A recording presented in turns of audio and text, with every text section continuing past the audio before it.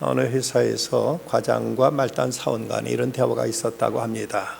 과장이 말단 사원에게 묻는 질문이 자네는 부활을 믿는가? 아니요, 저 믿지 않습니다.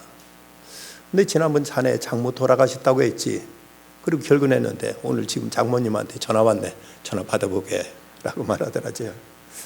이건 부활을 이렇게 거짓말하는 사람이니 부활을 믿을지도 않았던 모양이지요. 오늘 그 아침에 보내온 그 메일 가운데 한 그런 글귀가 있었습니다.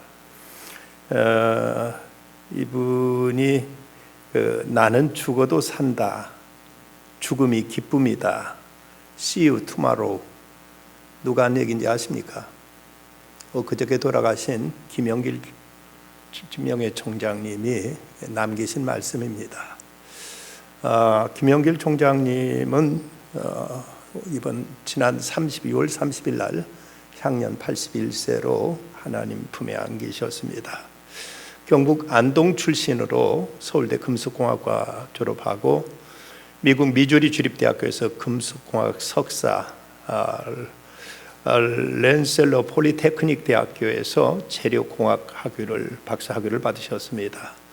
온누리교회 초대 장로님이 되셨고 한동대 초대 총장으로 1995년부터 2014년까지 역임하셨습니다. 이분이 1916년 6월부터 한동대 명예총장으로 대학 발전에 매진해 오셨죠.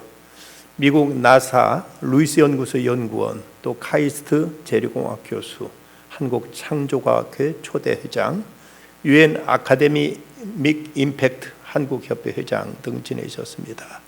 미국 나사의 발명상을 2번이나 수상하셨고 풍산금속과 협력해 발명한 반도체 리드 프레임 BMC102 합금 제조 기술은 우리나라가 최초로 선진국 기술 수출 1호를 기록한 것으로 기록 남아 있습니다. 한동대 초대 총장에 역임한 이후 혁신적인 커리큘럼과 기독교 정신 기반의 인성교육에 매진하셔서 한동대학을 단시일 내에 우리나라 굴지의 명문 사학으로 키워내기도 하셨습니다. 이분이 남기신 말 가운데 공부해서 남주자, Why not change the world라 세상을 변화시키는 모토로 이분은 교육을 통해서 우리나라의 인재 양성에 크게 기여하신 분인데 독실한 크리스찬으로 이분은 이 죽음 앞에서도 의연하셨고 나는 죽어도 산다. 죽음이 기쁨이다. See you tomorrow 라는 말씀 남기시고 운명하셨습니다. 참으로 아까우신 분이고 귀한 분, 우리나라 교육 발전을 위해서 그리고 크리스찬 학자로서 많은 사람들에게 귀한 영향을 끼친 분이 하나님의 품에 안겨서 이제 안식을 누리게 됐습니다. 믿는 사람들은 이런 천국에 대한 소망, 영생에 대한 소망, 부활에 대한 믿음을 갖고 있기에 죽음 앞에서도 의연할 수 있고 또 죽음에 대해서도 담담하게 때로는 기쁨으로까지 받아들이기도 합니다. 하지만 이 부활신앙이 없는 사람들은 죽음이야말로 가장 큰 공포, 죽음이야말로 모든 것이 끝장난다고 생각하기에 어떻게든 이 죽음을 피해 보려고 안간힘을 쓰게 되는 것이죠. 김일성 장수연구소 연구원으로 있다가 귀순한 석영환 씨가 김일성의 건강관리요법에 대해 소개한 걸 보면 우리의 상상을 초월하고 있습니다. 김일성은 신선베개를 만들어 베고자 했는데 여기에는 호랑이 머리뼈, 상황버섯, 목향 등 32가지 한약재를 집어넣고 이것을 베개로 만들어서 하면은 그 잠잘 때 그 베개에서 나오는 향을 통해서 몸의 순환과 호흡이 도움이 된다고 이런 베개를 만들어서 잤다고 합니다. 그런가 하면 장뇌삼, 구기자, 유근피 등 5가지 약재를 넣어서 우려낸 물로 목욕을 했고 이걸 오목수라고 불렀다고 합니다. 또 참새 턱 밑에 잔털못 모아가지고 이불을 만들어 덮었는데 이불 한 채를 만들기 위해서 참새 70만 마리 털을 뽑아서 이불을 만들었다고 합니다. 그리고 잠잘 때는 몸에 꿀을 바르는 복밀요법, 산삼꽃향기를 맞는 산삼꽃향기요법, 보양식으로는 인삼, 황기, 영지를 넣어서 만든 한방개심보 등을 먹었다고 이렇게 전해지고, 일주일이면 2번씩 숲속에 가서 잠을 잤다고 하는데, 이불로 몸을 감싼 채 얼굴만 빼꼼히 내놓고 숲속에 잠을 잤는데, 겨울에도 일주일에 1번씩은 이렇게 숲속에서 잠을 자고 면서 그렇게 죽지 않고 오래 살려고 안간힘을 썼는데, 그런데도 불구하고 82세를 살고 그도 죽고 말았습니다. 어떻게 하면 하루라도 더 살까 안간힘을 쓰고 몸부림을 다쳤지만, 이렇게 인간이 할 수 있는 모든 걸 다 했지만 그도 끝내 한 줌의 죄로 사라지고 말았죠. 여러분, 진시황이 이 제주도까지 불사약을 구하기 위해서 사람들을 보냈다는 얘기 잘 아시죠? 그런데 그렇게 해서 진시황이 몇 살 산지 아십니까? 49살 살다 갔습니다. 그 얼마 좀 더 살고 덜 살고 하는 것이 얼마나 중요한지는 모르겠습니다만은, 어떻게든 이 영생 부활에 대한 소망이 없는 사람들은 죽지 않기 위해 온갖 이제 발버둥을 다 치다가, 그리고 비참하게 두려움 속에 단말말을 지르면서 세상을 떠나는 모습을 볼 때 한편 안쓰럽기도 하다는 생각까지도 갖게 됩니다. 오늘 말씀은 우리 믿음의 조상 아브라함의 믿음, 그리고 그 중에도 특별히 그의 부활의 신앙이 소개되고 있습니다.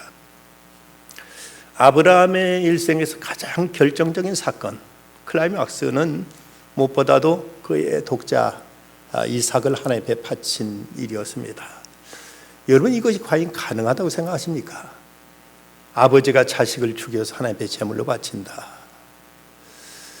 제가 오래전에 제 아이 중에 하나가 밤중에 친구 집에 갔다 그러면 거기서 깜빡 잠들어 버리는 바람에 집에 들어오지 않아서 제가 밤새 제가 헤맸던 적이 있었습니다. 그때 얼마나 제가 힘들었는지 제가 하나님께 부르짖으면서, 하나님, 아브라함 이삭을 바쳤다면 저는 못합니다.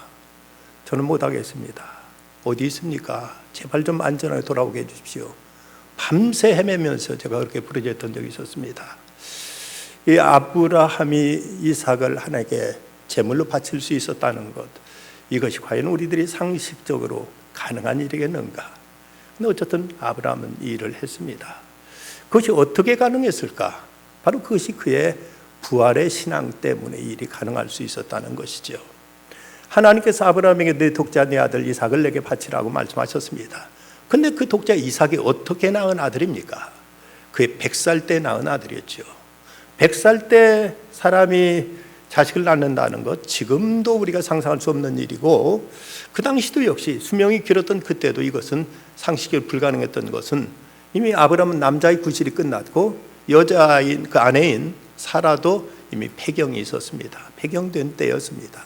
그러기에 생물학적으로 도저히 이건 불가능한 일이었습니다만은, 그런 가운데도 이삭을 낳았습니다. 그런데 어쩌면 자기 생명보다 더 소중한 이 아들을 하나님께서 바치라고 하셨을 때, 그걸 바칠 수 있었던 그 믿음이 어떻게 가능했을까? 이것은 참으로 인간 상식으로, 일반 상식으로는 도저히 불가능한 이런 일이었지만, 아브라함은 이 일을 해낼 수 있었던 것은 하나님을 믿었고, 그 하나님은 내가 도저히 이 자식을 낳을 수 없는 상황에서 주신 하나님이시라면 어떤 상황에서 하나님은 이 자식을 다시 살리신다. 그것은 로마서 4장 17절에 보면 기록된 바, 내가 널 많은 민족의 조상으로 세웠다 하심과 같으니, 그가 믿은 바 하나님은 죽은 자를 살리시며 없는 것을 있는 것으로 부르시는 이시니라.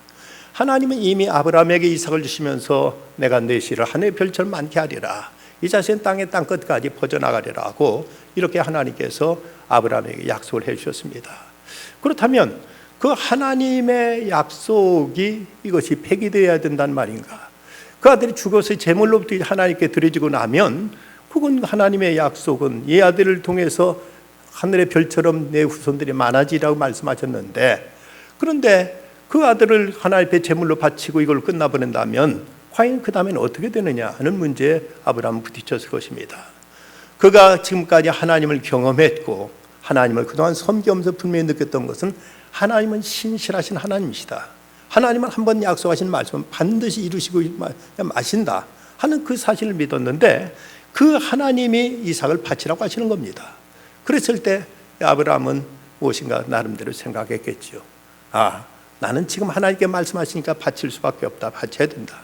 하지만 하나님은 또 이 아들을 통해서 이렇게 온 세계 인류를 퍼지게 하시라 말씀하셨다면 그 약속도 하나님 반드시 이루실 것이다 하는 이 사실 앞에 그는 하나님 앞에 그 부활 신앙을 그는 가졌던 것입니다.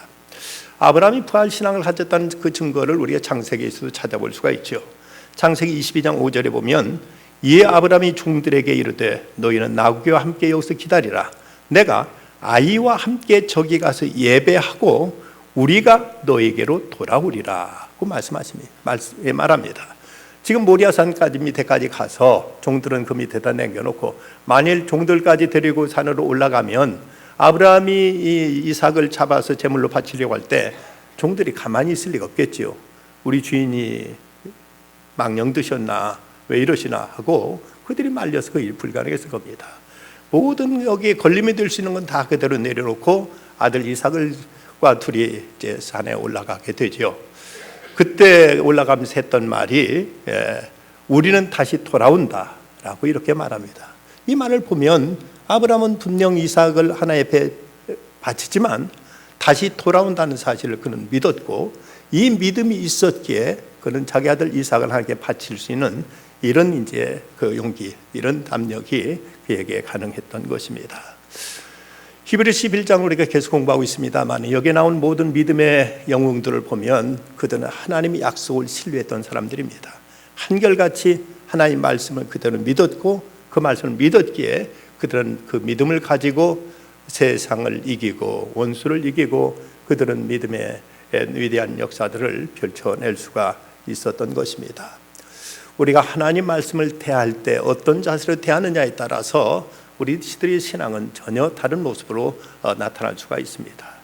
이 말씀은 진리고 이 말씀은 사실이고 이 말씀은 살아계신 하나님께서 하신 말씀이라는 사실을 믿고 신뢰할 때 우리는 그 믿음 안에서 용기를 얻게 되고 믿음 안에서 우리들의 모든 행동의 근거를 여기서 찾게 될 때 우리의 믿음은 살아 역사하는 믿음이 되게 됩니다.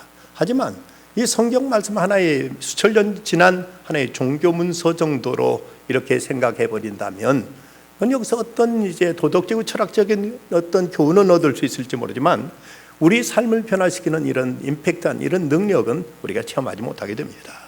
그런데 아브라함은 자기 아들을 하나님 앞에 제물로 바치는 이런 엄청난 사건 앞에서도 하나님의 말씀을 그대로 믿었습니다. 하나님 반드시 살리신다. 하나님은 당신이 말씀하시고 약속하신 걸 그대로 반드시 지키신다고 이렇게 확신하고 신뢰했기에 그는 이 엄청난 일까지도 이룰 수가 있었던 것입니다.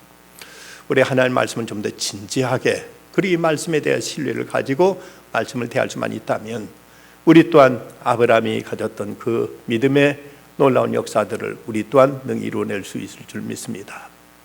영국의 법률가이면서 역사학자인 프랭크 모리슨이라는 사람이 있습니다.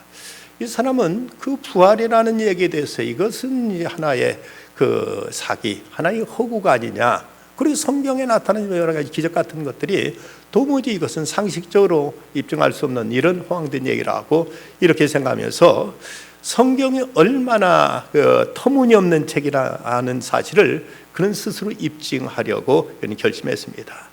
그래서 그는 그리스도의 부활이 허무맹랑한 사건이라는 것을 입증하기 위해서 자기가 법률가로서 1세기 당시의 그 법률에 대한 모든 서적과 그리고 성경의 기록을 그런 대조하면서 그러면서 예수 그리스도의 부활이 과연 얼마나 이것이 거짓된 사기 사건인가를 증거하기 위해서 성경을 펼쳤고 역사적인 자료들을 그는 이제 섭렵하기 시작합니다.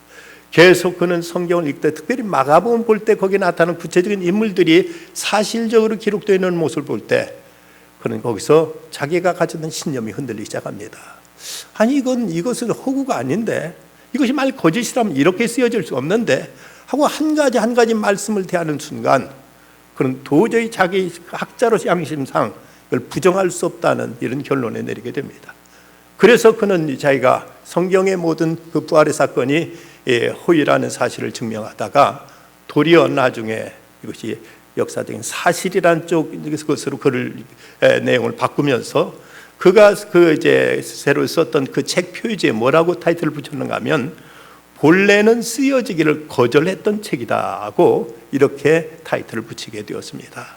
자기는 오히려 이 성경이 거짓말이다, 이건 사기다, 이것은 엉터리다 하고 그걸 증명하고 쓰기 시작했는데, 그가 법률가로서 그가 성경에 나타난 모든 사실들을 하나하나 대조하면서 역사의 증거들을 찾기 시작했을 때 이건 결코 거짓일 수 없다, 이것은 100% 그 자체가 다 사실이라고 그는 고백하면서 부활 사실이 이것은 역사적인 사건임을 그는 스스로 입증하는 이런 글을 썼던 것입니다. 우리가 성경이 믿어지지 않는다면 믿어지지 않는 것을 증거하기 위해서라도 우리가 보다 진지하게 말씀에 우리가 이제 부딪히게 되면 이 말씀이 얼마나 살아 역사는 하나님 말씀인가를 우리는 새삼 우리는 스스로 체험하게 될 것입니다. 아브라함은 이 부활 신앙으로 그 엄청난 시련을 극복하게 됩니다. 여러분, 세상 어떤 아버지가 자기 자식 죽는 모습을 볼 수가 있겠습니까? 그것도 다른 사람의 손으로 죽이는 것이 아니라 아버지 손으로 자식을 죽인다는 것을 어떻게 누가 이걸 감당할 수가 있겠습니까? 아브라함은 그야말로 이런 인간으로서 도저히 감당할 수 없는 이런 엄청난 시련 앞에 부딪히게 됩니다. 이런 이제 끔찍한 일을 어떻게 아브라함이 해낼 수 있었을까? 그것이 바로 그의 부활 신앙 때문에 일도 가능했던 것입니다. 옛날에 어떤 가정에 자식이 5명이 있었는데, 아들이 5명이 있었는데 친구가 그게 찾아와서, 여보게, 자넨 아들이 5명이나 되지 않는가? 나는 자식이 하나도 없어서 대를 물려줄 수도 없네. 자네 5명의 아들 중에 하나이만 내게 양자로 좀 주게 하고 이렇게 부탁을 합니다. 그 말 듣고 보니까 그 말이 다 그럴 듯 싶습니다. 자식이 5씩 하나 준다고 해도 4명의 아들이 남고 그 아들한테는 이제 대를 물려줄 자식도 없으니까 그러겠다고 약속을 했습니다. 근데 막상 5명의 아들 중에서 누구를 이제 양자로 보낼 것인가 생각하니까 큰아들은 큰아들이니까 안 되겠고, 둘째는 제일 똑똑하니까 안 되겠고, 셋째는 제일 몸이 허약하니까 불쌍해서 안 되겠고, 넷째는 제일 또 얼굴이 미남이게 잘생겼으니까 안 되겠고, 다섯째는 또 막내니까 안 되겠고, 아무도 이걸 양자로 줄 자식이 없더라는 것입니다.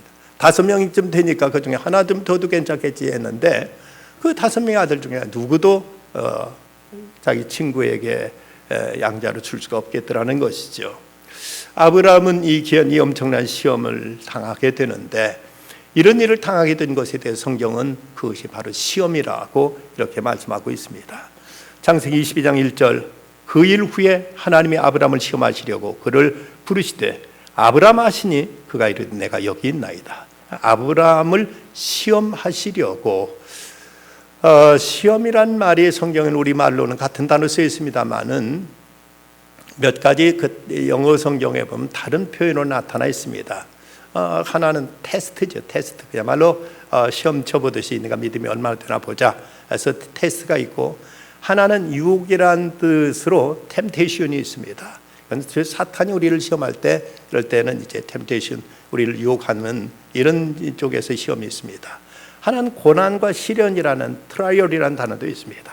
우리 연단을 통해서 우리들의 믿음을 이제 견고케 하고 우리들의 믿음을 더욱 다지기 위한 트라이얼이라는 이 단어도 있는데, 그래서 하나님은 아브라함의 믿음을 시험하십니다. 테스트해 보시는 겁니다. 근데 이런 시험은 또 하나는 트라이얼이 되기도 하는 것이죠. 또는 이것은 내가 이 하나님 말씀에 순종할 것인가 어쩔 것인가 하는 여기 같은 하나의 어떤 유혹도 그에게 되었을 것입니다. 근데 아브라함은 이 엄청난 사건 앞에서 이제 승리하게 됩니다. 바로 그 이유가 그는 그 부활을 믿었기 때문이었습니다. 하나님은 이 아브라함에게 이 시험을 통해서 그의 믿음을 확증하셨고, 그리고는 아브라함의 생애에 이 엄청난 이 대단한 시험을 거친 이후로는 어떤 시련도 어떤 고난도 더 이상 찾아오지 않는 것을 보게 됩니다. 아마도 아브라함은 최종적으로 하나님께 합격 판정을 받았다고 볼 수가 있겠죠. 하나님은 이제 사람들에게 때로 시련을 주시는데 이걸 통해서 우리를 보다 강하게, 우리로 하여금 우리 믿음이 어떤 관념적이고 사변적인 믿음이 아니라 살아 역사하는 이런 체험적인 신앙을 만들기 위해서 우리에게 때로는 고난도 연단도 주시지만 그 모든 목적은 우리를 온전케 하시고 우리를 강하게 하시고 우리를 어떤 역경에서도 넉넉히 이길 수 있는 이런 담대한 믿음의 소유자를 만들기 위해서 우리에게 이런 이제 시험을 허락하실 때가 있습니다. 겁쟁했던 베드로가 그가 부활신앙을 갖게 되었을 때 사내들은 공의 앞에서도 담대히 너희는 판단하라. 우리가 하나님 말씀을 순종하는 것이 옳으냐, 너희들 말을 듣는 것이 옳으냐, 너희가 판단하라 외치면서 그토록 계집종 앞에서도 3번이나 모른다고 부인했고 저주했던 베드로였지만 그가 부활하신 예수님을 목격하고 체험했을 때 그는 이런 담대한 믿음의 용사로 새롭게 거듭날 수가 있었습니다. 아브라함은 이뿐만 아니라 이 부활신앙을 통해서 하나님 앞에 최상의 것, 최선의 것을 하나님 앞에 드리게 됩니다. 하나님 앞에 드릴 수 있는 최선의 것이 무엇일까? 최상의 것이 무엇일까? 생명보다 더 소중한 것이 없고 그 생명도 어쩌면 자기 사랑하는 독자 이삭이라면 자기 생명보다도 몇 배, 몇십 배, 몇 배 더 귀하다고 아브라함은 느껴졌을 것입니다. 아마도 그때 하나님께서 내 아들 이삭을 바치라고 하셨을 때 하나님 차라리 제 생명을 바치면 어떻겠습니까? 라고 이렇게 그는 하나님과 타협을 하려고 했을지도 모릅니다. 그러나 분명 하나님은 그에게 내 사랑하는 내 아들 독자 이삭을 바치라고 말씀하셔서 전혀 여기는 다른 타협의 여지가 없었습니다. 그 문제 앞에 섰을 때 그에게 있어서 그 세상의 어떤 가치보다도 세상의 어떤 존재보다도 가장 최고의 존재였던 자기 사랑하는 아들 이삭을 바치는 이 문제 앞에 그는 이제 고민하다가 끝내 하나님 앞에 순종하고 헌신하기로 결단하는 것이지요. 이런 순교적인 신앙도 가능했던 것은 바로 이 부활신앙입니다. 우리 많은 믿음의 선배들은 실제로 그들의 사자굴 앞에서도 장작더미 앞에서도 담대하게 그 죽음을 향해서 걸어갈 수 있었던 것이 바로 부활에 대한 믿음 때문에 그러했습니다. 주후 114년 안디옥 교회 초대 감독이었던 이그니어시어스는 로마 황제의 박해로 인해서 사형이 결정됩니다.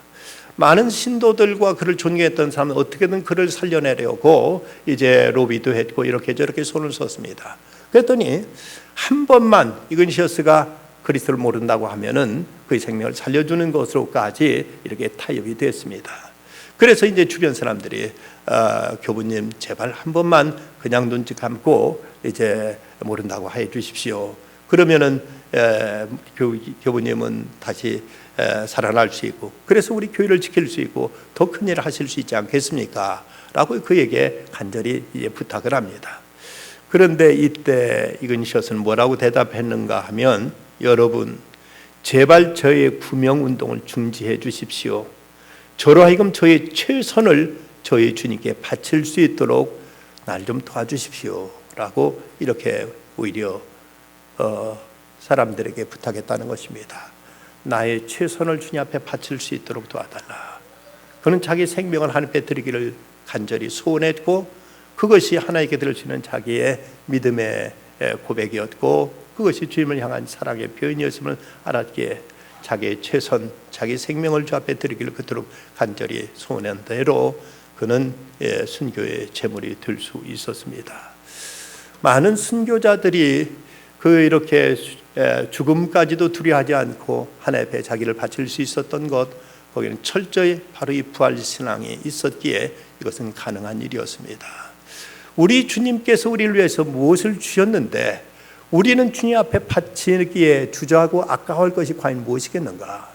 하나님께서 당신의 외아들까지도 주셨다면 우리 또한 우리에게 가장 최상의 것, 최선의 것을 주 앞에 드리는 것이 당연하고 너무나 마땅한 일이 아니냐 하는 이 문제에 있어서 많은 신앙의 선배들은 이 점에 분명한 선을 그었고 분명한 이제 이 점에 있어서 결단을 하고 하나님 앞에 자신을 들이 헌신했습니다. 영국 캠브리지 대학 출신으로 캠브리지 7인으로 불렸던 7명의 선교사들 가운데 리더였던 C.T. 스타우드는 그는 귀족 명문 가정 출신이었습니다. 캠브리지 대학의 최우수 학생이었습니다. 장래가 촉망되었습니다. 그는 크리켓 운동에 있어서 최우수 선수로 전국대회 우승도 했고, 그리고 장애물 경마대회에서도 내셔널 챔피언십을 몇 번씩 타기도 했습니다. 그는 이제 막대한 유산까지도 그에게 다 준비되어 있었습니다. 그런데 이 모든 걸 버려두고 그는 선교사로 떠나게 되지요. 주님을 만나는 순간 일시에 모든 걸 포기하고 선교사 사원에서 중국에 가서 10년, 그리고 인도에 가서 6년, 그리고 그 나이 50세가 됐을 때 또 아프리카로 떠나겠다고 하자 사람들이 이만하면 되지 않느냐, 얼마나 더 희생하려고 하느냐 하고 그를 만류합니다. 이때 스토어턴은 이런 말을 합니다. 예수님께 참으로 하나님의 아들이시고 그가 나의 구원을 위해서 이 땅에 오셔서 십자가에 죽으신 것이 사실이라면, 그렇다면 내가 그분을 위해 바치는 어떤 희생도 그건 결코 지나치다고 말할 수 없다. 지금까지도 16년을 하나님께 헌신했고, 그리고 또 그 나이 50세에 아프리카로 가려는 그에게 사람들이 이만하면 됐다 하고 만류하자 어떤 것도 하나님이 진정 당신 아들을 나를 위해 보내셨다면, 그리고 그분은 나를 위해 십자가를 지셨다면 그 어떤 것도 하나님 앞에 지나친 것이 있을 수 없다 하고 이렇게 그는 단언합니다. 우리가 진정 추구하는 것이 하나님 나라고, 그리고 그분의 십자가가 우리의 구원의 증표라면 우리는 그분 앞에 그 무엇이든 마다할 것이 없고 어떤 것도 우리는 주저할 것이 있어서는 안 되겠습니다. 이 지금 기독교 2000년 역사 속에 바로 이 믿음을 가지고 복음을 전해왔고 그리스도를 증거했던 사람에 의해서 기독교 역사는 여기까지 올 수 있었고, 오늘까지 그리스도의 몸된 교회는 세상에서 그 역할을 감당할 수 있게 된 것입니다. 우리에게 있어서 무엇이 최고의 가치인가? 이 땅에서 좀 더 오래 살고 이 땅에 좀 더 건강하고 이 땅에서 좀 더 많은 영화를 우리가 누리면 그것이 인생의 성공이라고 생각하겠는가? 그렇게 해서 그야말로 먹을 것 다 먹고 할 것 다 하면서 김일성처럼 82살까지 산다고 해서 그래서 어쩔 것인가? So what? 그렇다면 과연 우리가 무엇을 더 바랄 것인가? 그래서 끝나고 마는 것이라면, 그리고 끝나는 것도 이제 처참한 심판으로 이제 최종적인 절대적인 우리에게 살아온 삶에 대한 그 심판이 우리에게 다가오게 된다면 우리의 삶을 과연 우리는 어떻게 결산할 수 있겠습니까? 어느 부활절 무렵 영국의 한 마을에 새로운 그 마을에 있는 교회에 새로운 목사님이 부임하게 됩니다. 동네 사람들은 그 마을에 새로운 목사님 부임했다고 많은 사람들이 관심을 갖고 호기심을 가지고 교회에 몰려들었습니다. 이 목사님이 처음 그 강단에 서서 이제 부임 설교를 합니다. 설교하면서 이분은 이런 얘기를 꺼냅니다. 어느 바닷가 마을에 어머니를 여인 한 소년이 있었습니다. 그리고 이 소년을 자기 생명보다 더 사랑하는 아버지가 계셨습니다. 근데 아버지는 등대지기 일을 하고 있었습니다. 오늘 이 소년이 친구와 함께 조그만 보트를 타고 바다에 나갔습니다. 그런데 그때 밀려오는 파도에 의해서 이 조그만 나뭇잎 같은 나룻배는 그것은 그만 이제 전복돼 버렸고, 그리고 소년 둘이 거기서 그 바다 파도와 싸우면서 거기서 허덕이고 있었습니다. 멀리서 이 모습을 지켜봤던 등대지기였던 아버지가 그 조그만 보트를 타고 정신없이 달려갔습니다. 근데 그 보트에는 딱 2사람밖에 탈 수 없는 작은 배였습니다. 당연히 이 아버지는 자기 아들을 살릴 것을 기대했고, 또 거기에 그 아들의 친구는 자기는 이제 죽었다 하는 생각에 절망하고 있었습니다. 아버지 처음에는 아들 손을 잡으려고 손을 내밀 듯 하다가 갑자기 그 손을 거두더니 그 자기 아들의 친구에게 다가 그 친구를 보트 위로 끌어올리는 것이었습니다.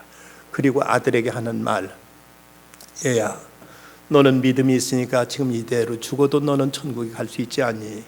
근데 내 친구는 아직 믿음이 없지 않니? 그 아이에게 믿음을 가져서 천국에 갈 수 있도록 해야 되지 않겠느냐? 아들은 그 말로 처음에는 당황하더니, 예, 아버지 알아요, 알겠어요, 아버지 제 친구를 구해주세요 하고 이렇게 말하면서 파도 넘칠 때는 파도 몰아치는 파도에서 멀리 사라져버리고 말았습니다. 이런 얘기가 이제 설교 시간에 맨 처음 들려지자 거기에 호기심 삼아서 그 예배당에 왔던 그 동네 불량배들이 하는 말이 전 엉터리 사기다. 저런 얘기가 어디에 있느냐. 그 말도 안 되는 얘기를 한다고 이렇게 자기들이 중얼거렸습니다. 그런데 그 뒤에 있던 한 그 노인이 이 하는 얘기가 그들에게 하는 말이 그렇지 않다. 젊은이들, 내가 그 아버지이고 저기 서 있는 목사가 바로 내가 구한 아들의 친구란다 라고 그 아버지가 그에게 그 불량배들에게 이렇게 들려주더라는 것입니다. 그 아들의 친구로였던 그 사람은 그대로 예수 믿고 목회자가 돼서 그 마을에 목사로 부임했고, 그 아버지는 백발이 성성한 가운데 자기가 살려낸 아들이 목사가 돼서 돌아와서 설교하는 그 모습을 지켜보고 있었던 것이죠. 이런 일이 어떻게 가능할 수가 있겠습니까? 이것이 우리의 부활신앙이 없이는 우리는 상상도 할 수 없는 일이지만, 우리 주님께 부활하셨듯 우리도 이 땅에서 삶을 우리가 마무리하면 우리에게 더 영광스러운 내일이 있음을 우리는 확신하기에 어떤 죽음까지도, 어떤 고난까지도, 어떤 희생까지도 우리는 감수할 수 있고 이것을 수용할 수 있고 이것을 우리는 받아들일 수가 있는 것입니다. 예수님은 말씀하십니다. 속으로 아브라함이 우리 조상이라고 생각하지 말라. 내가 너에게 이르노니 하나님이 능히 이 돌들로도 아브라함의 자손이 되게 하시리라고 말씀하셨습니다. 우리가 어떤 혈통적으로 자동적으로 하나님의 아들 아브라함의 자손이 되는 것은 아닙니다. 내 아버지가 장로님이고 내 어머니가 권사님이고 내 할아버지가 목사님이고 그러니까 나도 저절로 이제 아브라함의 자손이 되고 하나님의 자녀가 되겠지. 하지만 이것은 넌센스입니다. 우디 신학교의 학장이었던 조지 스위팅 박사 그런 말을 했지요. 하나님께는 아들만 있고 손자는 없다고. 누구든지 하나님 앞에서 하나님을 나의 하나님으로 예수 그리스도를 나의 구주로 직접적으로 영접하지 않는다면 하나님의 자녀가 되는 아브라함의 후손이 되는 이 은총, 이 축복은 해당되지 않습니다. 우리 모두 누구든지 각자가 나의 믿음으로 나의 하나님으로 그리스도를 영접하고 오실 때만이 아브라함의 자손이 될 수 있고 아브라함 믿음의 반열로서 우리도 영원한 천국을 소유할 수 있게 되는 것입니다. 이 자리에 계신 여러분들이야 누구든 한 분도 예의 없이 이 부활 신앙을 가지고 천국을 이제 향해서 가고 계신 줄 믿습니다. 그러나 이 시간 한 가지 우리가 더 생각한다면 우리들의 자녀들은 과연 어떠한가? 그 아이들에게도 과연 이 부활 신앙이 있는가? 앞으로 인생 살아가면서 많은 고난과 역경에 만나게 될 터인데 그런 이제 어려운 시험 앞에서도 담대히 자기 양심을 지키고 믿음을 지키고 그 끝까지 바른 길을 선택하면서 하나님의 부끄럽는 삶을 살아갈 수 있는 이런 준비가 되어 있느냐 하고 여러분 한번 살펴보시길 바랍니다. 자녀들에게 어떤 세상의 재산을 물려주는 것도 부모가 할 수 있는 어떤 이제 자녀를 위한 사랑의 한 모습이라고 말할 수 있을지 모르지만 때로 이 물질적인 재산은 자녀에게 득이 될 수도 있고 때로는 독이 될 수도 있습니다. 중요한 것은 자식에게 물고기를 잡아주는 것보다 물고기 잡는 법을 가르쳐 주라는 탈무드의 교훈처럼 자녀들에게 세상을 이길 수 있는 그리고 어떤 상황에서 담대할 수 있는 그리고 영원한 천국을 소유할 수 있는 이 믿음, 이 부활신앙을 우리는 확실히 전해줄 수 있어야만 됩니다. 아브라함 믿음이 이삭에게 이어졌고 이삭의 믿음이 야곱에게 이어졌고 야곱의 믿음이 요셉에게 이어져서 오늘 우리에게까지 전승되어 왔습니다. 그런데 그 수백 대 수천 대를 거쳐서 우리에게까지 이제 전달된 이 믿음의 대가 내 대에서 단절돼 버리고 만다면 얼마나 이것은 참으로 엄청난 불행이요. 얼마나 우리 가정 가문과 자식들에게 부모로서 책임을 방기하는 이런 참으로 무책임한 일이 되겠습니까? 안타까운 것은 물론 요즘 자녀들도 많이 낳지 않고 있습니다만은 옛날에 비해서 교회학교 숫자가 준다는 것은 참 안타까운 일이고 불행한 일입니다. 무슨 일이 있어도 부모로서의 최고의 부모로서의 책임은 자녀에게 이 신앙을 물려주는 일입니다. 이것 실패하면 이것 잘못하면 다른 것 다 잘했다 할지라도 그 자체 하나만으로도 처절한 실패요. 부모로서 자녀에게 가장 도리를 못하는 이런 무책임한 일이 되어버리고 마는 것입니다. 이제 7월 달에는 각급 성경학교가 시작됩니다. 어떻게든 여러분 자녀들 참석하도록 꼭 권면하시고 여러분들 직접 데리고 오셔서라도 자리를 채우도록 해주실 바랍니다. 어렸을 때 가졌던 그 믿음이 이제 믿음의 훈련이 있어야만 이것이 앞으로 중고등학생 또 대학 그리고 사회로 나가서도 유지되지. 우선은 공부가 중요하니까 열심히 공부나 해라. 그리고 그 다음에 나중에 이제 안정되면 그때 이게 교회 다니도록 해라 하는 이런 생각으로 자녀들 대한다면 그것은 희망사항은 될 수 있을지 모르지만 결코 아무도 보장해 줄 수 없는 헛된 망상에 지나지 않을 위험이 대단히 높습니다.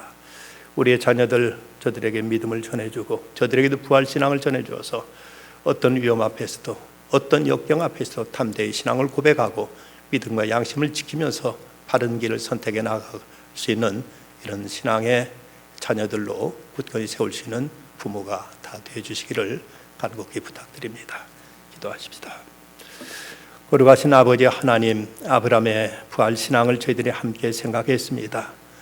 도저히 상상할 수 없었던 그리고 도무지 상식적으로도 이해할 수 없었던 엄청난 말씀이었지만 그는 하나님의 그 부활을 믿었기에 그는 자기 생명보다 더 소중한 이삭을 하나님 앞에 바칠 수 있었고 그 엄청난 시련을 넉넉히 이겨낼 수 있었으며 그 귀한 헌신, 그 귀한 하나님께 이제 자기의 충성을 다할 수 있었습니다. 아버지 하나님, 오늘 저희들의 모습은 어떤지요?